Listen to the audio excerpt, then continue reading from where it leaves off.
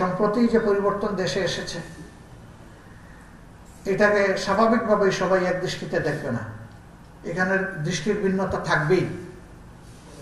কিন্তু সামগ্রিক দৃষ্টিতে যদি আমরা বিবেচনায় নেই, তাহলে আমরা এটা প্রত্যাশা করতে পারি বা করতে চাই যে অতীত দিনগুলোতে এই জাতিকে যেভাবে যে জায়গায় আটকে ফেলা হয়েছিল, হাতগুলাতে হ্যান্ডকাপ লাগিয়ে দেওয়া হয়েছিল, পায়ে বেড়ি পরানো হয়েছিল, মুখে তালা ঝুলানো হয়েছিল, এই সংস্কৃতিটা আসলে সবাই মিলে খতম করে ফেলতে হবে।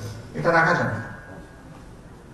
কথার কথা, আমাদের দলও যদি ক্ষমতায় যায়, সেটা আল্লাহর ইচ্ছা, জনগণের সমর্থন, তাহলে আমরাও যেন বস্তুনিষ্ঠতা এবং উদারতার এই জায়গাকে সন্তুষ্টের চিত্তে গ্রহণ করতে পারি। অতীতে অমুক অমুক এই কাজ করেছে, ডিউ আনডিউ বেনিফিট নিয়েছে, কাজেই আমাকেও নিতে হবে, এতে আমার কোনো দোষ নাই, এই ফিলোসফিতে আমরা বিশ্বাস করি না। এই জায়গাগুলো আমাদের রিফর্ম করে নেওয়া উচিত জাতীয়ভাবে।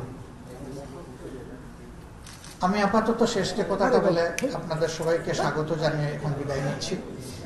সেই কথাটা হচ্ছে, আসুন আমরা সমাজের সব দিক থেকে হাতগুলাকে এক জায়গায় নিয়ে আসি আর একটা শপথ নিই যে আমরা জাতীয় স্বার্থে এক।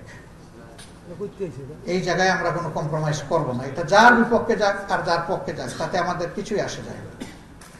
সবকিছুর উঠতে আমাদের জাতির স্বার্থ।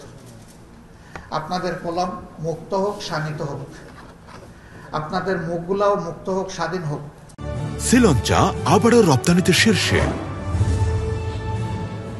আমাদের কলমগুলা মুক্ত হোক, আমাদের চিন্তা এবং মুখ খোলাসা হোক, এবং আমরা যেন নির্ভয়ে সবাই দায়িত্বটা পালন করতে পারি। একজন কৃষক যেন নির্ভয়ে তার ঘরে ঘুমাতে পারে, লাঙ্গল নিয়ে, তার গরু নিয়ে যেন তার মাঠে যেতে পারে। একজন পিয়ন যেন সেখানে ভয়ের সংস্কৃতিতে না থাকে, তাকে যেন বসের দাসে পরিণত হতে না হয়। এবং সমাজে যারা শাসন ক্ষমতায় যাবেন, তারা যেন প্রভু বনে না যান।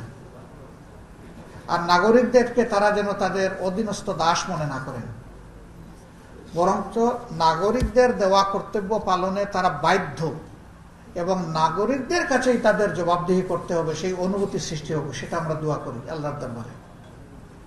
পরিশেষে আমি জুলাই এবং আগস্টে এই আন্দোলন সংগ্রামে যারা বুক চিতিয়ে দিয়েছিল, আল্লাহ তাআলা যাদেরকে দুনিয়া থেকে নিয়ে গেছেন, তাদের সকলের মাগফিরাত এবং শাহাদাত কামনা করছি। তাদের শোক সন্তপ্ত পরিবারের প্রতি আমি গভীর সমবেদনা জ্ঞাপন করছি। আহত যারা হয়েছে, আল্লাহর দরবারে দোয়া করি তাদেরকে আল্লাহ তাআলা সুস্থতার নিয়ামত দান করুন।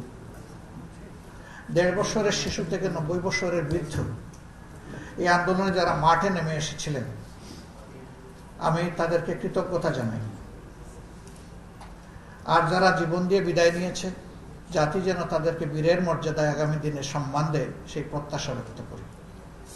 সবাই মিলে আমরা এক। মানব সমাজে সবকিছুর ঊর্ধ্বে আমাদের জাতির স্বার্থ।